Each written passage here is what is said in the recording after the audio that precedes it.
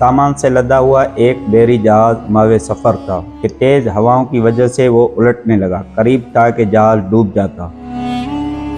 उसमें मौजूद ताजरों ने कहा कि बोझ हल्का करने के लिए कुछ सामान समंदर बुर्द करते हैं। ताजरों ने मशवरा करके तय किया कि सबसे ज़्यादा सामान जिसका हो वही फेंक देंगे। जहाज़ का ज़्यादातर लोड एक ही ताजर का था। उसने एतराज़ किया कि सिर्फ मेरा सामान क्यों, सबके माल में से थोड़ा थोड़ा फेंक देते हैं। उन्होंने ज़बरदस्ती उस नए ताजर को सामान समेत समंदर में फेंक दिया। कुदरत की शान के समंदर की मौजें उसके साथ खेलने लगी। उसे अपनी हलाकत का यकीन हो गया। जब होश आया तो क्या देखा कि लहरों ने उसे साहिल पर फेंक दिया। ये एक गहराबाद जजीरा था।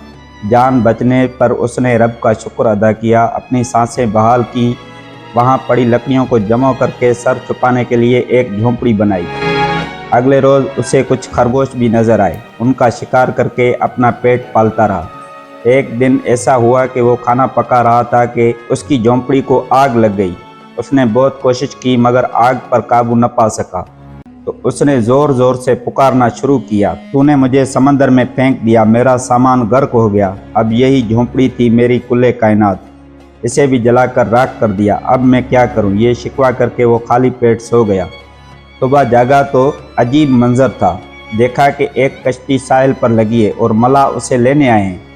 उसने मलाहों से पूछा कि तुम्हें मेरे बारे में कैसे पता चला? उन्होंने जवाब दिया। उससे ताजर हैरान रह गया। मलाहों ने कहा कि हमें पता था कि ये जजीरा गहराबाद है, लेकिन दूर से धुआं उठता हुआ नजर आया तो समझ गए शायद कोई यहाँ फंसा हुआ है जिसे बचाना चाहिए, इसलिए हम तुम्हारे पास आए। फिर ताजर ने अपना पूरा किस्सा सुनाया तो मलाहों ने यह कहकर उसे मजीद हैरान कर दिया कि जिस जहाज से तुम्हें समंदर में फेंका गया वो आगे जाकर गर्क हो गया। ये सुनकर ताजर सजदे में गिर गया, रब का शुक्र अदा करने लगा और कहा कि पाक है वो ज़ात जिसने मुझे बचाने के लिए ताजरों के हाथों समंदर में फेंकवाया।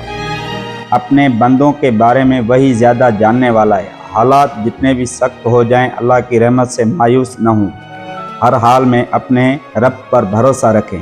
अगर आपको हमारी वीडियो पसंद आई हो तो अपने दोस्त अहबाबों से ज़रूर शेयर करें।